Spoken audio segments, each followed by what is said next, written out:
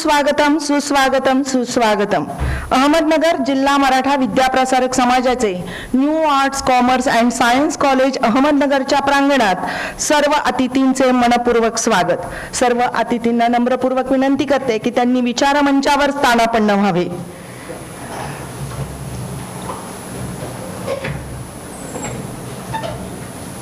महाविद्यालयात कैलासवासी हकृत तथा बाळासाहेब काळे स्मृती करंडक राज्यस्तरीय व आंतरमहाविद्यालयीन वक्तृत्व स्पर्धेचे आयोजन गेल्या 5 वर्षापासून करण्यात येत आहे.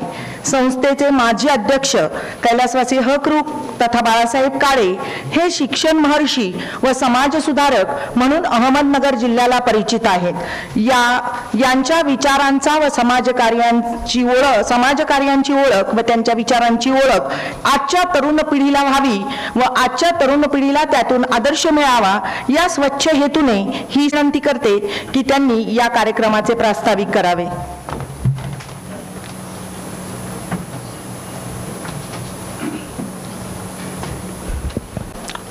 हकृत काळे तथा बाळासाहेब काळे वक्तृत्व स्पर्धा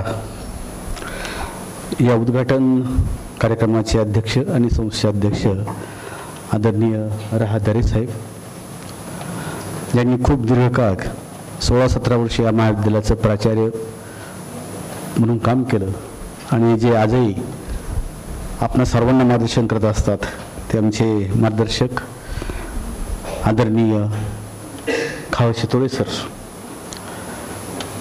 या महाविद्यालयामध्ये अनेक वर्ष उपप्राचार्य म्हणून काम करत असलेल्या डॉक्टर मेधाताई काळे आज अतिशय दूरवरून जे परीक्षक आपले आलेत, माननीय समीर गायकवाड जे सोलापूरहून या ठिकाणी आलेत, तसेच विठ्ठल साळुंके तेही सोलापूरहून या ठिकाणी आलेत. तिन्ही शाखाचे उपप्राचार्य, या समितीचे प्रमुख डॉक्टर आंबाडे, इतर सर्व प्राध्यापक, विद्यार्थी भगिनी आणि बंधूंनो, सर्व मान्यवरांचं मी मनापासून स्वागत करतो. त्यात परीक्षक अतिशय दूरवरून सकाळी लवकर निघून या ठिकाणी पोहोचले. खरं तर आपणास खूप खूप धन्यवाद देतो.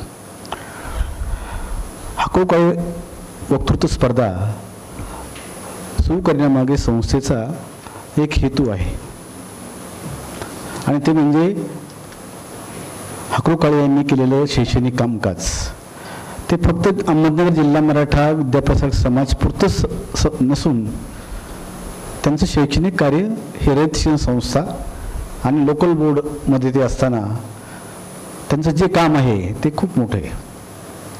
म्हणजे माझे 2 चुलते प्रायमरी टीचर होते, त्यामुळे हकृत काळे हे नाव मी अतिशय लहानपणापासून घरात ऐकतो. का ज्यावेळेस त्यांनी व्हॉलंटरी शाळा सुरू केल्या आणि खेड्यापाड्यामध्ये शिक्षणाची सोय नव्हती, खेड्यापाड्यामध्ये 1ली-2रीचं शिक्षण मिळत नव्हतं, त्यावेळेस व्हॉलंटरी शाळा त्यांनी सुरू केल्या आणि शिक्षकसुद्धा म्हणजे 1 आठवडा याच्या घरी जेवायचं, 2 आठवडे त्याच्या घरी, दुसरा आठवडा दुसऱ्याच्या घरी जेवायचं, अशा पद्धतीने शिक्षक काम करत असत. आणि ती जे शिक्षण पूर्ण सुरू झालं ते शिक्षण पुढे येत आज इथपर्यंत पोहोचले. आणि त्यामुळं खरं तर बेसिक जे काम असतं शिक्षणाचं ते काम हे हकृत काळे यांनी खूप मोठं केलेलं आहे. किंवा रयत शिक्षण संस्थेबरोबर सुद्धा त्यांचं खूप मोठं काम आहे. म्हणजे कर्मवीर अण्णा ज्यावेळेस नगरला यायचे त्यावेळेस ते त्यांच्या माळेवाडीच्या घरात यायचे आणि अण्णांचा त्यांचा खूप स्नेह होता. जिल्हा मराठामध्ये सुद्धा त्यांच्या वडिलांचं कृष्णाजी काळे यांचा सुद्धा खूप जिल्हा मराठाच्या विकासामध्ये खूप मोठा वाटा आहे. आणि स्वतः हकृत काळे हे तर आपल्या संस्थेचे दीर्घकाळ अध्यक्ष होते. अतिशय मृदू स्वभावाचे, अतिशय सरळ मार्गी, पण ग्रामीण भागातल्या विद्यार्थ्यांना शिक्षणाच्या सुविधा मिळाल्या पाहिजेत यासाठी आग्रही असणारे हकृत काळे आणि इतकं मोठं काम त्यांनी हे जे आपल्या जिल्ह्यामध्ये केले त्याची कुठेतरी नोंद व्हावी, त्यांच्या कार्याला उजाळा मिळावा, त्यांच्या विचाराला, त्यांचे जे विचार आहेत त्या विचार पुढे व्हावेत यासाठी संस्थेनं ही हकृत काळे वादविवाद स्पर्धा ही सुरू केली. त्याचबरोबर हे जे काळे कुटुंबीयांचा सुद्धा यामध्ये खूप मोठा सहभाग आहे की त्यांनी ही स्पर्धा सुरू करण्यासाठी काही मदत केली आणि त्यामुळं खरं तर काळे कुटुंबियांना सुद्धा मी धन्यवाद देतो. आणि जे विषय आपण दरवर्षी निवडतो म्हणजे ज्या अक्रू काळे यांना जे जे विषय जे गोष्टी पोचत होत्या, त्यांचे जे विचार होते किंवा सद्य परिस्थितीमध्ये जे चालले समाजामध्ये त्यावर चर्चा व्हावी, ते पुढे जावेत म्हणून सुद्धा आपण काही नेहमी विषय वेगळे ठेवत असतो. आपण यावर्षी जे वक्तृत्व स्पर्धे विषय ठेवलेत ते आहे आरक्षण आरक्षण आरक्षण. आपल्याला माहिती आहे की सध्या पेपर जर आजचा पेपर जरी उघडला तर निम्मा पेपर त्यांनीच भरलेला आहे, प्रत्यक्ष किंवा अप्रत्यक्ष. जो दुसरा विषय 5 ट्रिलियन इकॉनॉमी नेमकी कोणासाठी, विषयावर मी बोलणार नाही कारण तुम्ही त्यावर बोलायला आलात. समाज माध्यमांचे लोकशाहीकरण आणि चित्रपटातील हिंसक दृश्ये आणि त्याला मिळणारा प्रेक्षकांचा प्रतिसाद. खरं तर जे ज्वलंत प्रश्न आज आहेत त्याच प्रश्नाबाबत या ठिकाणी वक्तृत्व स्पर्धा ठेवली. मला खात्री आहे की विद्यार्थी खूप चांगल्या प्रकारे त्यांची मतं मांडतील आणि हा जो विचारचा ठेवा आहे तो विचारचा ठेवा दुसऱ्यासमोर आल्यानंतर त्यावर दुसरे लोक विचार करतील आणि त्यातून अक्रू काळे यांनी जे संस्थेसाठी समाजासाठी काम केले ते काम पुढे जाईल. म्हणजे त्यांनी इतर ठिकाणी कामं केलेत, त्यांनी सहकारामध्ये खूप मोठं काम केलं आहे, शिक्षणामध्ये त्यांचं काम मोठं आहेच. त्याचबरोबर माणसं जोडून ठेवण्याची जी कला होती ती अक्रू काळ्यांकडे होती. आणि त्या काळामध्ये मी जे त्यांना जे पाहिलेलं आहे की धोतर शर्ट वर काळी टोपी आणि संस्थेच्या मिटिंगला ते सायकलवर यायचे, नगरमध्ये सायकलवर फिरायचे. एकदम साधं आणि निर्मळ व्यक्तिमत्व की ज्या व्यक्तिमत्वाने या जिल्हा मराठासाठी खूप मोठं काम केले आणि त्यांची आठवण म्हणून संस्थेने ही स्पर्धा सुरू केली. जे सर्व स्पर्धक आलेत त्यांचं मी परत एकदा स्वागत करतो. दोन्ही परीक्षक अतिशय दूरवरून सकाळी लवकर आलेत, त्यांना धन्यवाद देतो, त्यांचे स्वागत करतो. शितोळे सर तब्येत त्यांची थोडी बरी नाही तरीसुद्धा त्यांचा एक स्वभाव आहे की जे काम त्यांनी स्वीकारले ते काम वेळेत पूर्ण करणं आणि त्याची बांधिलकी राखणं. तर त्यापोटी त्यांचं तब्येत बरी नसताना त्या ठिकाणी हजर राहिले, त्यांनाही धन्यवाद देतो. आपण सर्वजण या ठिकाणी आलात, आपणा सर्वांचं स्वागत करतो आणि माझं प्रास्ताविक या ठिकाणी थांबवतो. जय हिंद, जय महाराष्ट्र. स्पर्धा समितीचे संयोजक किंवा कार्याध्यक्ष यांना मी नम्र विनंती करते की त्यांनी या ठिकाणी पाहुण्यांचा परिचय करावा. डॉक्टर आंबाडे सर या ठिकाणी येत आहेत पाहुण्यांचा परिचय करण्यासाठी. आदरणीय विचारमंच, आजच्या कार्यक्रमाचे अध्यक्ष आणि संस्थेचे अध्यक्ष रामचंद्र दरे साहेब, आजचे प्रमुख पाहुणे महाविद्यालयाचे माजी प्राचार्य खासराव शितोळे सर, महाविद्यालयाच्या उपप्राचार्य मेघताई काळे, परीक्षक विठ्ठल साळुंके सर आणि समीर गायकवाड सर, मी आपलं पुनश्च स्वागत करतो आणि थोडक्यात आजच्या पाहुण्यांचा परिचय करून देतो. आजचे पाहुणे प्राचार्य खासराव शितोळे सर आमच्या बॅचला माहिती आहेत परंतु विद्यार्थ्यांना माहीत नाहीत. सरांनी दीर्घकाळ या महाविद्यालयाचं प्राचार्यपद भूषवलं आणि शेवगाव महाविद्यालयाचं प्राचार्य पण सर काही दिवस होते. खरं तर पुणे विद्यापीठ पूर्वीचं, त्या पुणे विद्यापीठाचे मानव विज्ञान शाखेचं अधिष्ठाता पदही सरांनी भूषवलेलं होतं आणि त्या काळात सरांनी खूप सामाजिक शास्त्राच्या विषयांचं खूप सरांनी काम केलं होतं. त्याचबरोबर सर सातत्याने लिखाण करतात आणि आज एवढं सरांचं वय असतानाही अगदी आपण सर्व पाहतच सरांकडे की सर सातत्याने लिखाण हे सरांचा खरा तर मूळ पिंड आहे. सरांनी भगवद्गीतेचे 3 खंड लिहिले, त्याच्यावरती भाष्य केलेलं आहे आणि खरंच ते सुरेख वाचण्यासारखं आहे. त्याचबरोबर सरांचा ज्यावेळेस सर कॉलेजला असताना महाविद्यालयाचे प्राचार्य म्हणून सरांचा फार दरदरा होता. मी त्या काळात या महाविद्यालयामध्ये शिक्षण घेत होतो. 3 वर्षात एकदाही सरांच्या कॅबिनला जाण्याची योग आला नाही कारण की तेवढी हिंमत नव्हती जाण्याची, एवढा सरांचा दरारा होता. आणि सरांचा मूळ विषय हा अर्थशास्त्र आहे आणि खरंच म्हणजे आम्ही त्यावेळेस इकडे पलीकडल्या साईडला MA वर्ग भरायचे, आम्ही तिकडे जायचो, त्यावेळेस सरांचं लेक्चरही ऐकायचो. अर्थशास्त्रावरती सरांचा फार मोठा अभ्यास आहे आणि असे हे पाहुणे. आणि दुसरं महत्त्वाचं म्हणजे आजचे जे आपले स्पर्धा ज्यांच्या नावाने आपण आयोजित केली ती हकरू काळे सर त्यांच्या समकालीन आहेत आणि त्यामुळं आपण सरांना या कार्यक्रमाचं प्रमुख पाहुणेपद स्वीकारण्याची विनंती केली आणि सरांनी मान्य केली. सरांना मी परत धन्यवाद देतो. त्याचबरोबर आजच्या कार्यक्रमाचे अध्यक्ष रामचंद्र दरे साहेब हे आपण कार्यक्रमाचं अध्यक्षपद स्वीकारलं आणि आलात त्याबद्दल मी आपले धन्यवाद व्यक्त करतो. त्याचबरोबर दोन्ही परीक्षक सर आपण आलात आपले विशेष ऋण व्यक्त करतो आणि सर्वांचे ऋण व्यक्त करून या ठिकाणी थांबतो. धन्यवाद. विचार मंचावरील सर्व सन्माननीय अतिथींना नम्र विनंती करते की आपण या ठिकाणी प्रतिमा पूजनासाठी यावे. प्रतिमा पूजन या ठिकाणी होत आहे. विचार मंचावरील सर्व सन्माननीय अतिथींना नम्र विनंती करते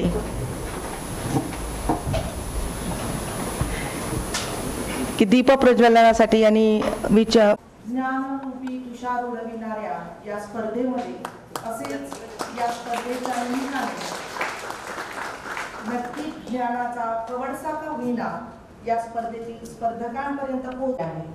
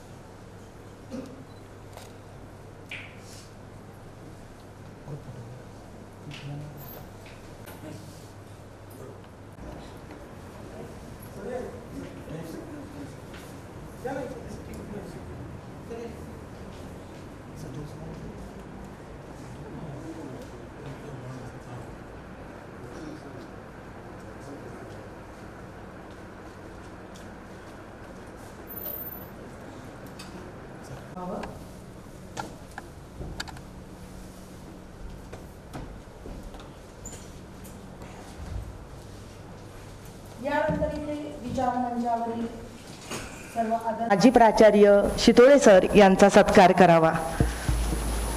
या ठिकाणी पाहुण्यांचा शॉल व पुष्पगुच्छ देऊन या ठिकाणी सत्कार होत आहे.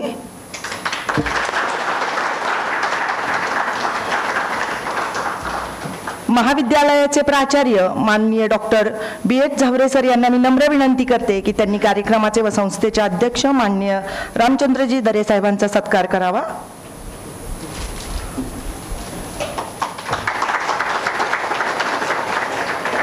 महाविद्यालयाच्या प्राचार्यांचा सत्कार स्पर्धा या ठिकाणी परीक्षकांचा सत्कार महाविद्यालयाचे प्राचार्य माननीय डॉक्टर झावरे सरांनी करावा अशी मी त्यांना नम्र विनंती करते. हा या ठिकाणी परीक्षकांचा सत्कार होत आहे. प्राचार्यांना नम्र विनंती आहे की त्यांनी परीक्षकांचा सत्कार करावा.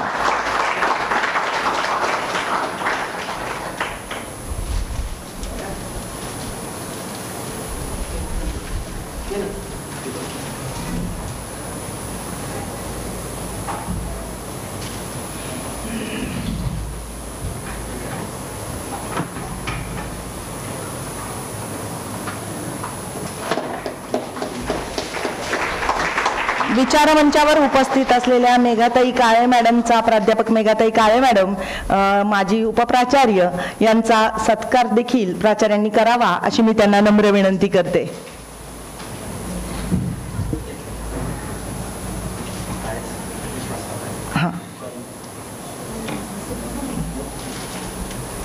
पुष्पगुच्छ देऊन या ठिकाणी काळे मॅडमचा सत्कार होत आहे. काळे सरांचा माननीय विश्वासरावजी काळे सरांचा सत्कार देखील या ठिकाणी प्राचार्यांनी करावा अशी मी नम्र विनंती करते. या ठिकाणी महाविद्यालयाचे उपप्राचार्य सागडे सर त्यांचा सत्कार करत आहेत. धन्यवाद सर. प्राचार्यांचा सत्कार. ठीक आहे, धन्यवाद सर. यानंतर आपल्या समोर आपले मनोगत या ठिकाणी व्यक्त करण्यासाठी माजी प्राचार्य खासेरावजी शितोळे सर यांनी यावे ही मी त्यांना नम्र विनंती करते. नमस्कार. नमस्काराला प्रतिसाद द्यायचा असतो नमस्कारानं.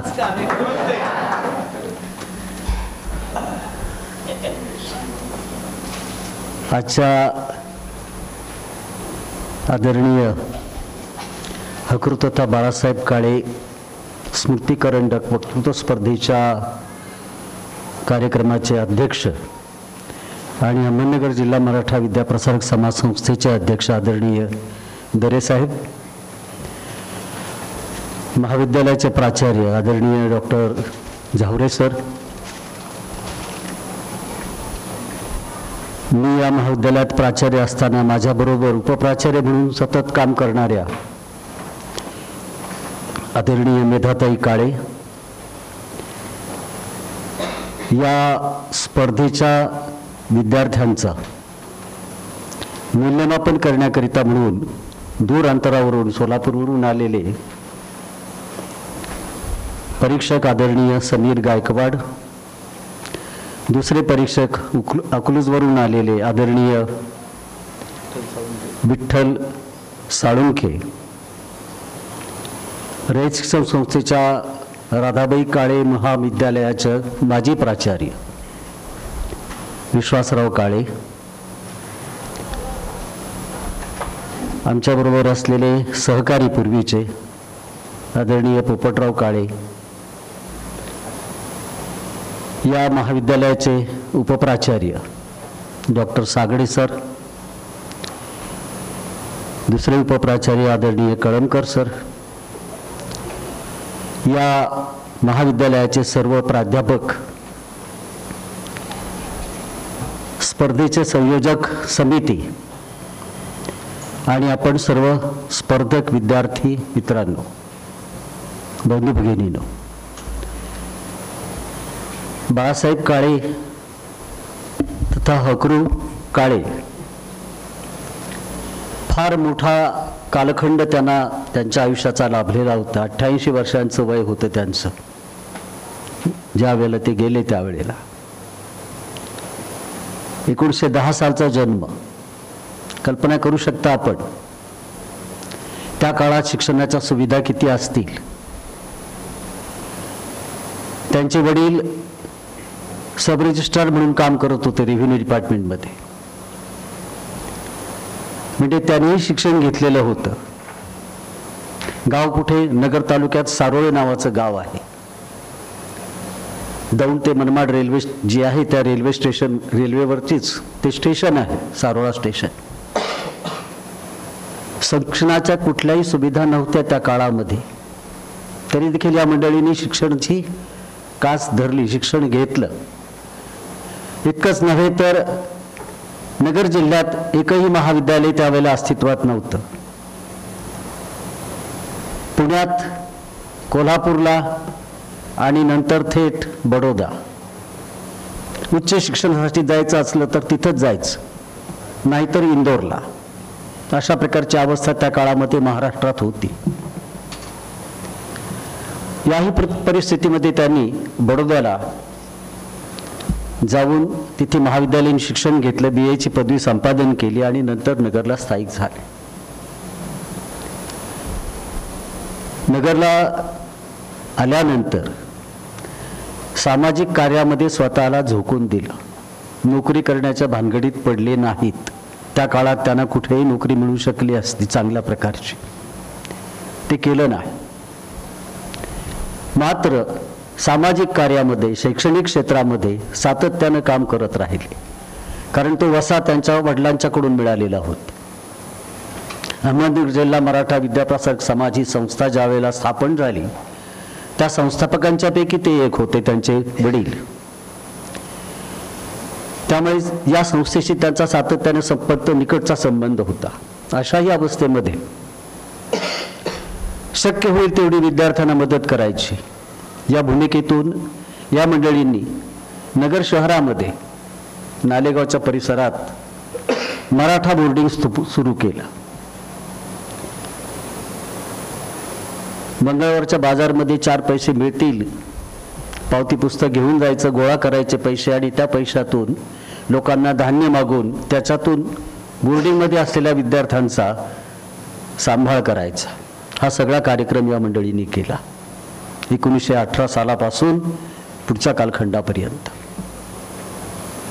नंतर ते बोर्डिंग इथे या जागेमध्ये, संस्थेच्या जागेमध्ये आणलं.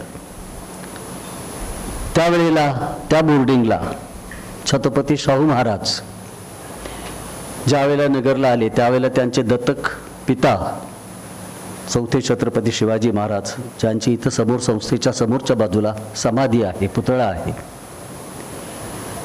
त्या समाधीचं दर्शन घेण्याकरता ते आलेले होते छत्रपती राजर्षी शाहू महाराज. त्यावेळेला संस्थेला त्यांनी देणगी दिली आणि बोर्डिंगसाठी दर महिन्याला पैसे देतील अशा प्रकारची व्यवस्था करून टाकली. ही मुहूर्तमेढ होती या संस्थेच्या आरंभाची. त्याच्यानंतर संस्थेने 1942 मध्ये हायस्कूल सुरू केलं, टागोर इंग्लिश स्कूल या नावानं. नंतर ते रेसिडेन्शियल हायस्कूल म्हणून झालं आणि नंतर संस्थेचा वटवृक्ष वाढत वाढत गेला. मराठा विद्याप्रसाद संस्थेचे अध्यक्ष असताना देखील रयत शिक्षण संस्थेचं सारोळ्याला हायस्कूल सुरू करण्याचा प्रयत्न बाळासाहेब काळे यांनी केला आणि ते हायस्कूल तिथं सुरू झालं. कारण ते हायस्कूल सुरू व्हावं सारोळ्याला असा कर्मवीर अण्णांचा आग्रह होता आणि म्हणून ते हायस्कूल त्या ठिकाणी सुरू झाले. सांगण्याचा मुद्दा एवढाच आहे की आपली संस्था असताना देखील दुसऱ्या संस्थेसाठी म्हणून हायस्कूल सुरू केलं आणि आपल्याला आश्चर्य वाटेल, सातारा जिल्हा ही कर्मवीरांची कर्मभूमी, महाराष्ट्र ही तशी त्यांची कर्मभूमी, पण नगर जिल्ह्यामध्ये जेवढ्या शाखा आहेत रेशीम संस्थेच्या, महाविद्यालय आहेत, तेवढे साताऱ्यात सुद्धा नाहीत. इतका विस्तार नगर जिल्ह्यामध्ये शिक्षणाच्या संदर्भात झाला. आणखी एक गोष्ट या ठिकाणी तुम्हाला फक्त मला नम्रपणाने नमूद करायची आहे. 47च्या दरम्यान मी स्वातंत्र्य मिळालं आपल्या देशाला. त्याच्यानंतर शिक्षणाच्या क्षेत्रामध्ये काय काय बदल झाले त्या संदर्भामध्ये एकदा मी सहज सर्वे केला आणि त्यातून असं लक्षात आलं 1950च्या दरम्यान नगर जिल्ह्यामध्ये शिक्षणाचा जेवढा प्रसार झालेला होता आणि जेवढी विद्यार्थी संख्या होती प्राथमिक शिक्षणाच्या क्षेत्रामध्ये तेवढी पुणे जिल्ह्यात सुद्धा नव्हती. त्यावेळेला नगर जिल्हा महाराष्ट्रामध्ये पहिल्या क्रमांकावरती होता शिक्षणाच्या बाबतीत, आघाडीवरती. आणि याचं सगळं श्रेय जातं कैलासवासी भास्करराव आवटी, कैलासवासी बाळासाहेब काळे, कैलासवासी हिराबाई भापकर, कैलासवासी बापूसाहेब भापकर या मंडळींनी नगर जिल्ह्यामध्ये व्हॉलंटरी शाळा सुरू केल्या. इतक्या मोठ्या संख्येने त्या व्हॉलंटरी शाळा सुरू केल्या. 7वी पास झालेला मनुष्य तिथे शिक्षक म्हणून नेमला जायचा असायचा. त्यावेळेला व्हर्नाक्युलर फायनल ही परीक्षा असायची. हे सगळे शिक्षक त्या ठिकाणी नेमले जात होते आणि ते आपापल्या परीने शाळेमध्ये शिक्षणाचं काम करत होते. त्याच काळात बाळासाहेब काळे लोकल बोर्डाचे आणि स्कूल बोर्डाचे सभासद होते, स्कूल बोर्डाचे चेअरमन होते. हिराबाई भापकर त्यावेळेला स्कूल बोर्ड लोकल बोर्डाच्या अध्यक्ष होत्या. हा सगळा जुना कालखंड मुद्दाम एवढ्याकरता सांगतो आपल्याला की ही सगळी मंडळी 1960 सालापूर्वीचा कालखंड आहे हा. 1961 मध्ये महाराष्ट्र राज्याच्या निर्मितीनंतर पंचायत राज कायदा अस्तित्वात आला आणि त्या कायद्यानं पंचायत समित्या आणि जिल्हा परिषदा अस्तित्वात आल्या. लोकल बोर्डांची जागा जिल्हा परिषदांनी घेतली. त्यावेळेला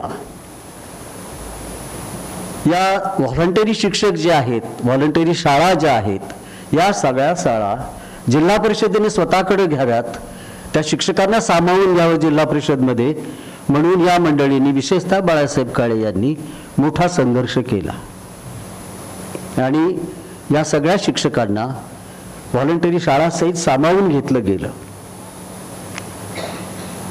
शिक्षणाच्या क्षेत्रातली ही जी क्रांती घडवली गेली ही या मंडळींनी केलेली आहे. हा शिक्षणाच्या क्षेत्रातला त्यांचं काम जो होतं ते काम करत असतानाच ते अहमदनगर जिल्हा मराठा विद्यार्थी समाजाचे अध्यक्ष झाले. दीर्घकाळपर्यंत त्या पदावरती होते. खूप चांगलं काम त्यांनी केलं. 1956च्या दरम्यान अहमदनगर जिल्हा मराठा विद्यार्थी समाजाच्या संस्थांच्या हायस्कूल्सना लागणारं जे साहित्य आहे ते चढ्या भावाने बाजारातून घ्यावं लागत होतं.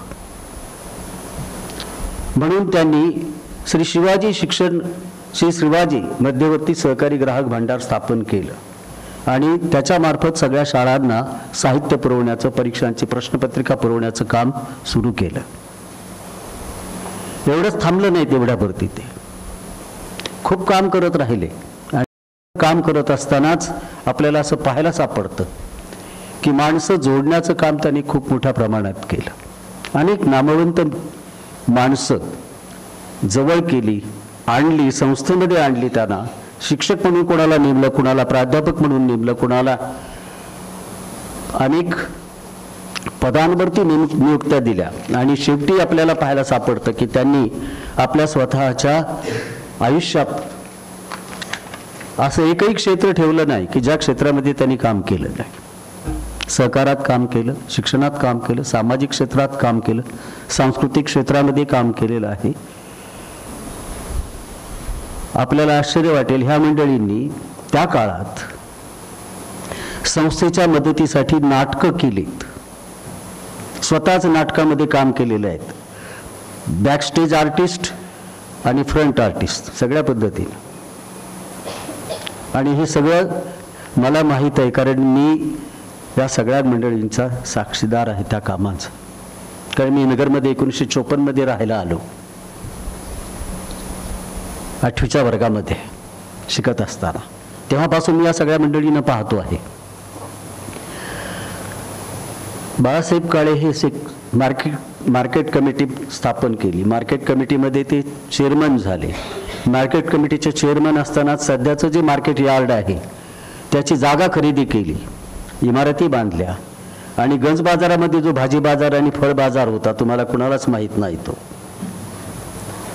दरे साहेबांना निश्चित माहीत आहे. तो सगळा फळ बाजार, भाजी बाजार त्या गर्दीतून बाहेर काढला आणि मार्केट यार्डमध्ये नेला.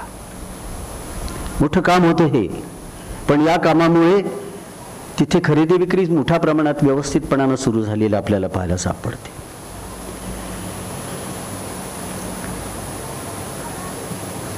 काकांनी, त्यांना सगळेजण काका म्हणत असत. बाळासाहेब काका. संस्थेतले सगळे लोक त्यांना काकाच म्हणायचे. यांनी त्यांना 2 चिरंजीव, एक यशवंतराव आणि दुसरे अशोकराव. यशवंतराव हे इंजिनियर होते इलेक्ट्रिकलचे आणि धाकटे जे होते अशोकराव ते आपल्या संस्थेमध्ये रजिस्ट्रार म्हणून रिटायर झाले. यशवंतराव आणखीन मेधाताई काळे या दोघांनी भारतभर प्रवास केला. त्या प्रवासात त्याची 5 प्रवास वर्णनं मेधाताईंनी लिहिली, प्रकाशित झाली. अतिशय उत्तम अशा प्रकारची ती प्रवास वर्णनं आहेत. त्यांच्यापैकी काही प्रवास वर्णनांना पारितोषिकं मिळाली. यशवंतराव अकाली निवर्तले. आपल्या समोर आपला मुलगा जाणं याचं इतकं दुःख कुठलंच नसतं. ते दुःख काकांनी पचवलं. सुनबाईंच्या मदतीनं, सुनबाईंना मार्गदर्शन करत करत श्री महिला अंबिका सहकारी बँक स्थापन केली. अंबिका महिला सहकारी बँक स्थापन केली. त्याच्या संस्थापक अध्यक्षा मेधाताई काळेच होत्या. आजही त्या बँकेचं संचालक म्हणून काम पाहतात. आणि त्या बँकेला सतत अवर्ग मिळतो ऑडिटचा. कुठल्याही प्रकारची भ्रष्टाचार भानगड नाही. ही सगळ्यात महत्त्वाची गोष्ट आपण लक्षात घ्या. कारण हे संस्कार आहेत. बाळासाहेब काकांनी त्यांच्या मुलांच्या वरती, सुनांच्या वरती केलेले संस्कार आहेत. आणि म्हणून आपल्याला हे लक्षात घेता येतं की जी माणसं अशा प्रकारचं जे काम करतात, ही काम करणारी माणसं कधीही काळाच्या पडद्याआड जरी गेली तरी ती कायम चिरंजीव असतात.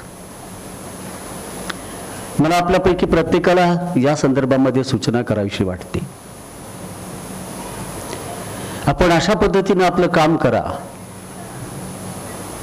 की तुमची समाजाला सातत्यानं आठवण येत राहील. समाजाने तुम्हाला कायमचं लक्षात ठेवावं अशा प्रकारचं चांगल्यातलं चांगलं काम करा. आणि सगळ्यात महत्त्वाची गोष्ट ज्याला आपण प्राणपणानं जपलं पाहिजे ते म्हणजे आपलं स्वतःचं चारित्र्य. तुमचं स्वतःचं चारित्र्य जर उत्तम असेल तर तुम्हाला खूप काही करता येणं शक्य असतं. आपल्या जीवनामध्ये या सगळ्या गोष्टी महत्त्वाच्या असतात. बाळासाहेब काकांचा मी जो जीवनपट आपल्यासमोर उलगडून दाखवला त्याच्या पाठीमागचं कारण हेच होतं की एखाद्या माणसाने ठरवलं काम करायचं तर त्याच्या कामाला कुठल्याही प्रकारच्या मर्यादा पडत नाहीत. त्या सगळ्या मर्यादा ओलांडून उलगडून माणूस पलीकडे जाऊ शकतो. फक्त एकच गोष्ट महत्त्वाची असते की प्रत्येक माणसाला आपल्या स्वतःच्या वकूफ काय आहे, आपल्याकडे कोणत्या प्रकारची गुणवत्ता आहे ती आपल्याला नीटपणानं समजलेली असली पाहिजे. कारण बऱ्याचदा तिथंच मोठा प्रश्न तयार होतो की आपल्याला आपण कोण आहोत हेच आपल्याला नीटपणानं आकलन झालेलं नसतं आणि त्यामुळे आपल्या उणीवा ज्या आहेत त्याची आपल्याला माहितीच येत नाही. म्हणजे मला माझ्या स्ट्रॉंग पॉईंट्स माहीत असले पाहिजेत आणि माझे विकनेसेस मला माहीत असले पाहिजेत. आणि ज्या काही माझ्या उणीवा आहेत त्या उणीवांच्या वरती मात करण्यासाठी मला काय केलं पाहिजे नेमकं हे मी समजावून घेतलं पाहिजे. मला जर नाही समजलं तर दुसऱ्यांच्याकडून समजावून घेतलं पाहिजे आणि मग आपल्या ध्येयाप्रत जाण्यासाठी येणाऱ्या अडथळ्यांना कसं ओलांडून जायचं हे तुमचं तुम्हालाच ठरवता येतं. हे सगळं करता येणं प्रत्येकाला शक्य असतं.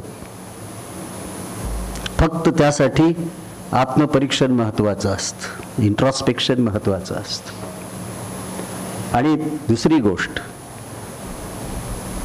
माणूस कितीही फाटका जरी समोर तुमच्या आला ना तरी त्याला कधीही तुच्छ लेखायचं नाही.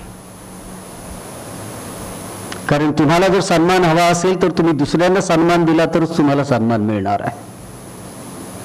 तुम्ही दुसऱ्याचा जर अपमान करत राहिला तर तुमचाही पदोपदी अपमानच होणार आहे.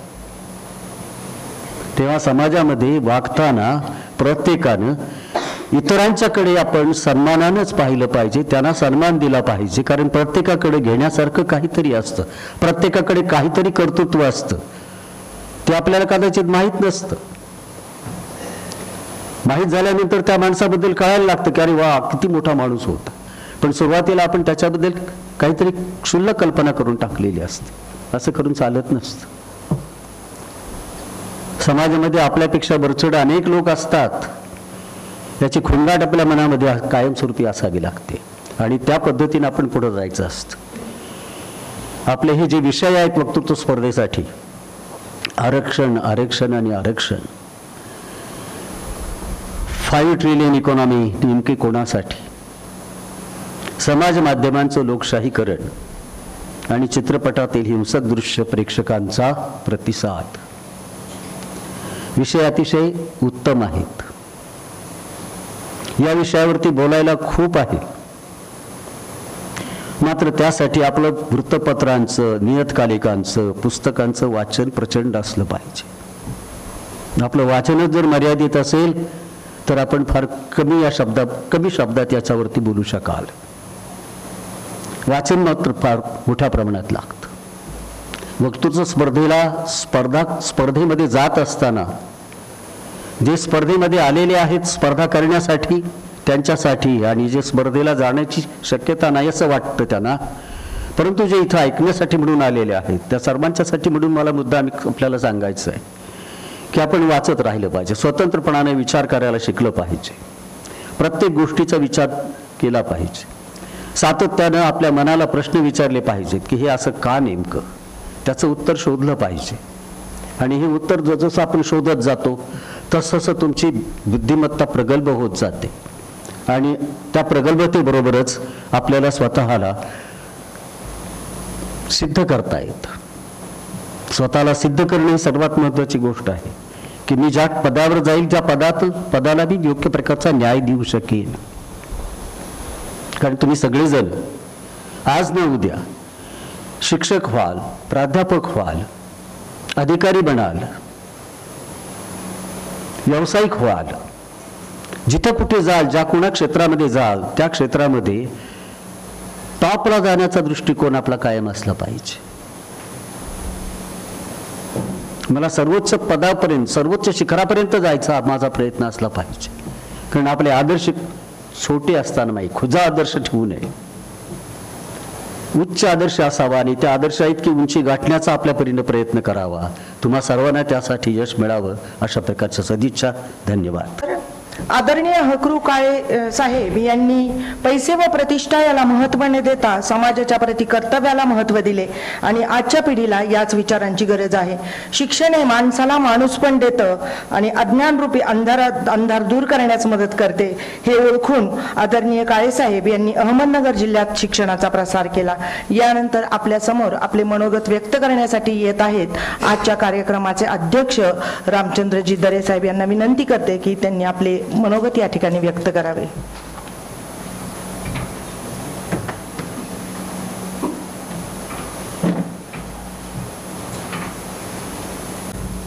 नाव घेण्यात काही वेळ घालवत नाही.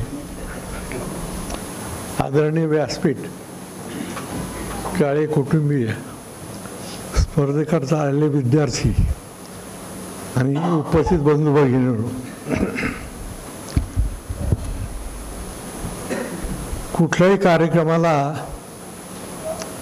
अध्यक्ष लागतो तसा मैलाचा दगड म्हणून मी आज इथे अध्यक्ष म्हणून आलो आहे. तेव्हा अध्यक्षाने जास्त बोलू नये आणि थोडक्यात बोलावं अशी धारणा असते.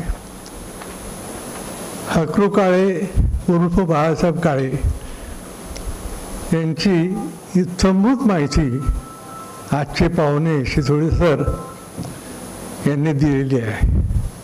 त्यांचा आणि काकांचा बरेच काळ संबंध आला. त्या संबंधात शितोळे सरांनी त्यांचं जे बारकाईने निरीक्षण केलं, आपल्यापुढे मांडलं, तसं बाळासाहेब काळे ज्यावेळेला या संस्थेचे अध्यक्ष होते त्यावेळेला मी या संस्थेत शिकत होतो. त्यांना मी माझ्या आजोबासारखं पाहत होतो आणि ते पाहता पाहता आज संस्थेचा अध्यक्ष झालो.